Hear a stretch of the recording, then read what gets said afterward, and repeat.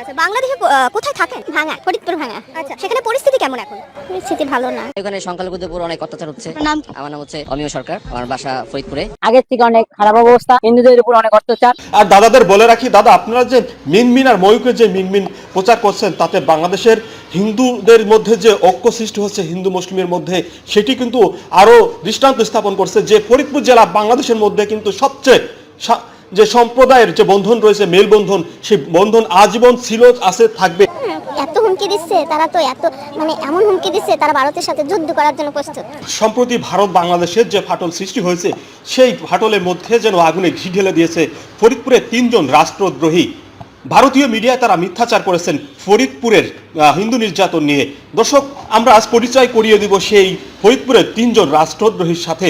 তারা কি বলেছেন ভারতীয় মিডিয়ায় এবং ফরিদপুরে কি বলা, ফরিদপুরের স্থানীয় হিন্দুরা কি বলছে, সে বিষয়টি আপনাদের তুলে ধরছি আমি শ্রাবণ হাসান।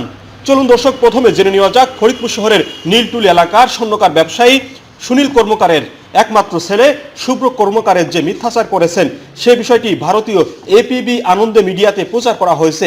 থেকে অনেক খারাপ অবস্থা, হিন্দুদের উপর অনেক অত্যাচার, অবিচার, হিন্দুদের বাড়িঘর দখল, দোকানপাট ভাঙচুর, মন্দির, শ্মশান পুড়িয়ে দেওয়া হচ্ছে। আমি দীর্ঘ 50 বছর এখানে, আমি 72 সালে ফরিদপুরে ঢুকছি। আমি যথেষ্ট সম্মানের সহিত এই জায়গায় ব্যবসা করতেছি। 5ই আগস্ট থেকে বিগত 4 মাস আমরা ব্যবসা বাণিজ্য করছি, আমাদের এরকম কোনো সমস্যা হয় না। ও যে প্রোপাগান্ডাগুলো করেছে সম্পূর্ণ মিথ্যা এবং ভিত্তিহীন। দর্শক, এবার আসা যাক ফরিদপুরের আরেকজন যুবক যে সাক্ষাৎকার দিয়েছেন, তার নাম অমিয় সরকার। সে ফরিদপুর জেলা ছাত্রলীগের সহসভাপতি। গত 5ই আগস্ট সরকার পতনের পর ভারতে আশ্রয় নেয়। এক পর্যায়ে ভারতীয় মিডিয়া দ্য ওয়াল নামে একটি ফেসবুকে সে সাক্ষাৎকার দেয় যে ফরিদপুরে হিন্দুদের নির্যাতন বেড়েছে।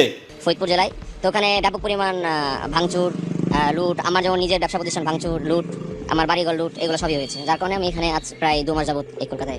তো 100% এক্সেপ্ট করছি এটাই যে ভারত সরকার যদি সরাসরি হস্তক্ষেপ না করে, তাহলে আমাদের দেশের যে বর্তমান আইন শৃঙ্খলা অবনতি হয়েছে, এটা কিন্তু আপনাদের দেশে কোনোভাবেই মেনে নিতে পারতেছে না। কারণ এই শহরটা, এই ফরিদপুর শহরের একেবারে জন্মলগ্ন থেকে আমরা বড় হয়েছি। আমাদের এই 50 বছরের বয়সে আমরা কখনোই ফরিদপুরের কোনো সময় সম্প্রীতি নষ্ট কোনো সময় দেখিনি। এখানে কোনো সময় হিন্দু মুসলিম এগুলি কোনো সময় ভেদাভেদ হয় না। দর্শক, সম্প্রতি আরো একটি ভিডিও হাতে এসেছে যে ফরিদপুরের ভাঙ্গার এক নারী যে মিথ্যাচার করেছেন, ভাঙ্গায় যে হিন্দুদের নির্যাতন করা হচ্ছে, ব্যবসা প্রতিষ্ঠান তারা যেতে পারছে না, রাতে হিন্দুরা বের হতে পারছে না, এমনকি মন্দিরও যেতে পারছেন না, এসব অভিযোগ করেছেন ভাঙ্গার হাসেমদের গ্রামের এক নারী। কিন্তু আপনাদের এই যে 3 জনকে ধরে নিয়ে যে মিথ্যাচার করিয়েছেন, তাতে ফরিদপুরের হিন্দু এবং মুসলমান সহ যারা অন্যান্য ধর্মাবলম্বী আছে, তারা আরও মেলবন্ধন তৈরি করছে, যে তারা ঐক্য হচ্ছে ফরিদপুর নিয়ে যে হিন্দুদের নির্যাতনে করা বলা হচ্ছে। কিন্তু গত 5ই আগস্টের পর থেকে, দাদারা আপনারা শুনে রাখুন, কিন্তু গত 5ই আগস্টের পর থেকে ফরিদপুরে এমন কোনো ঘটনা ঘটেনি। এখানকার স্থানীয় হিন্দুরা, যেটা হিন্দুদের মুখ থেকে আপনারা জেনে নেবেন যে এখানে আসলে হিন্দুরা কিভাবে রয়েছে, কতটা সুখে শান্তিতে রয়েছে। কিন্তু এই সুখে শান্তির ভেতরে আপনারা মিথ্যাচার করবেন না, এবং যে মিথ্যাচার করে কিন্তু প্রপাগান্ডা ছড়িয়ে ফরিদপুরে ক্ষতি করতে পারবেন না। এই ফরিদপুরের মানুষ এবং হিন্দু, মুসলিম, খ্রিস্টান, অন্যান্য ধর্মাবলম্বী সকল শ্রেণী পেশার মানুষ কিন্তু ঐক্যবদ্ধ। এখানকার হিন্দু মুসলিমের মধ্যে বিভেদ ঘটাতে পারবেন না। এবং ফরিদপুর থেকে যে 3 জন ব্যক্তি বা 2 জন যুবক এবং এক মহিলা যে মিথ্যাচার করেছেন, তাদের উপহাসের সুর ছিল বাংলাদেশ নিয়ে উপহাস। ভাঙ্গার যে মহিলা মিথ্যাচার করেছেন যে বাংলাদেশ তো ভারতের সাথে যুদ্ধ করতে প্রস্তুত, সে উপহাসের সুরে বলেছেন এসব একটি রাষ্ট্রদ্রোহী কথা।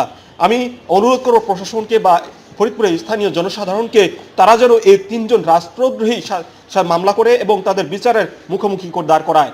তো দর্শক, ভালো থাকবেন, দেখা হবে পরবর্তী কোনো ভিডিওতে।